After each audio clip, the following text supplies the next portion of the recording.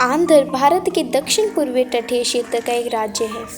यह क्षेत्रफल में 1,62,975 किलोमीटर और 10वीं सबसे अधिक आबादी वाले 49,386,999 निवासियों के साथ 7वां सबसे बड़ा राज्य है। यह तेलंगाना द्वारा उत्तर पश्चिम, छत्तीसगढ़ उत्तर में, उत्तर पूर्व में ओडिशा, दक्षिण में तमिलनाडु, पश्चिम में कर्नाटक और पूर्व में बंगाल की खाड़ी से घिरा है। गुजरात के बाद भारत में यह दूसरी सबसे लंबी तटीय रेखा है, जो लगभग 974 किलोमीटर है। आंध्र प्रदेश भारत में 1 अक्टूबर 1953 को भाषाई आधार पर बनने वाला पहला राज्य है। यह भारत में चावल के प्रमुख उत्पादक होने के लिए भारत का चावल का कटोरा के रूप में भी जाना जाता है। इसकी आधिकारिक भाषा तेलुगु है। भारत की शास्त्रीय भाषाओं में से एक, भारत में चौथी सबसे अधिक बोले जाने वाली भाषा और दुनिया में 11वीं सबसे अधिक बोले जाने वाली भाषा है।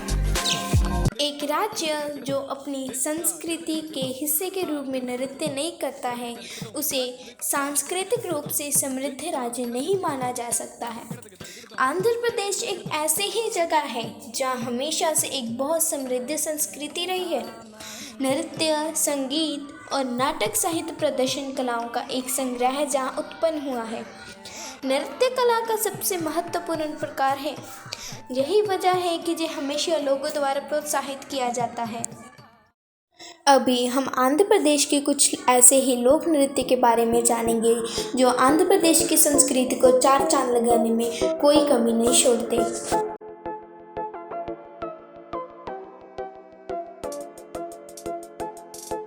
भारत के मुख्य 11 शास्त्रीय नृत्यों में से कुचिपुड़ी नृत्य एक है।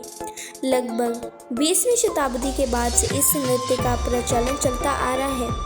इस नृत्य का नाम आंध्र प्रदेश के एक जिले कृष्ण के गांव कुचेलापुरी के आधार पर रखा गया था। कुचिपुड़ी के पहले के रूप अधिक नाटकीय थे और नर्तकियों ने मंच पर अपनी भावनाओं को स्पष्ट रूप से दिखाया। इस नृत्य नाटक के मुख्य रूप से दुनिया में मौजूद बुरी शक्ति के बारे में जागरूकता पैदा की। इस नृत्य में प्रत्येक चाल का अपना अर्थ है। प्रारंभिक कदम के बाद प्रत्येक चरण को धारावायु के रूप में कहा जाता है, जो विभिन्न कहानी को चित्रित करता है।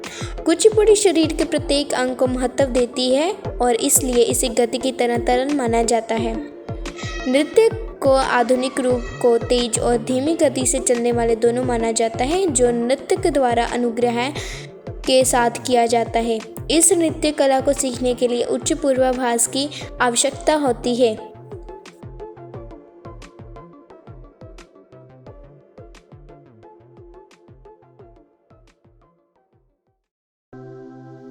बड़ा कथा में संगीत और नृत्य की सहायता से भगवान के प्रति अपनी आस्था व्यक्त करने के लिए नर्तकियों को शामिल किया जाता है। आमतौर पर इस डांस फॉर्म में 4 से 5 नर और मादाओं का मिश्रण होता है, जो संगीत के लिए अलग से नाचते हैं।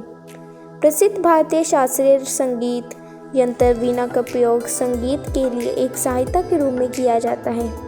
तेलुगु में बड़ा शब्द का अर्थ है खोपड़ी और कथा का मतलब है संस्कृत में एक कहानी का वर्ण।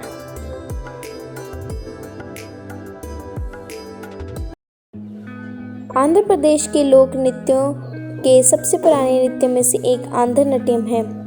यह रूप तमिलनाडु के भरतनाट्यम से मिलता जुलता है, लेकिन इसका एक अलग ही अर्थ है, यानी यह आंध्र प्रदेश में उत्पन्न हुआ। आंध्र नाट्यम आध्यात्मिक रूप से आध्यात्मिक है और पुरुष और महिला कलाकार दोनों इस पर अभिनय करते हैं। इस नृत्य का आधुनिक रूप विभिन्न नृत्य रूपों का संगम है और मुख्य रूप से यह भगवान शिव और भगवान विष्णु के मंदिर में देखा जाता है। वीरा का अर्थ है बहादुर। इस प्रकार वीराठम का अर्थ अनिवार्य रूप से बहादुर का नृत्य है। इस नृत्य रूप को कई नामों से भी पुकारा जाता है, जैसे वीरांगम और वीरभद्र नृत्यम। यह नृत्य रूप भगवान शिव को प्रसन्न करने के लिए और उनकी वीरता को दर्शाने के लिए किया जाता है। किंवदंती बताती हैं, जब सती को अपमानित किया गया था और उनके भगवान ने अपना रोष प्रकट किया था, जिसके कारण एक नगर का विनाश हुआ था। भगवान शिव ने उनके जटायुध को छुआ और वीरभद्र बनाया। वीरभद्र के वंशज वीर मुष्टि समुदाय के लोग इस युग को पुराने नृत्य रूप में से चलते हैं। यह नृत्य मुख्य रूप से वीर मुष्टि समुदाय के पुरुषों द्वारा ही किया जाता है।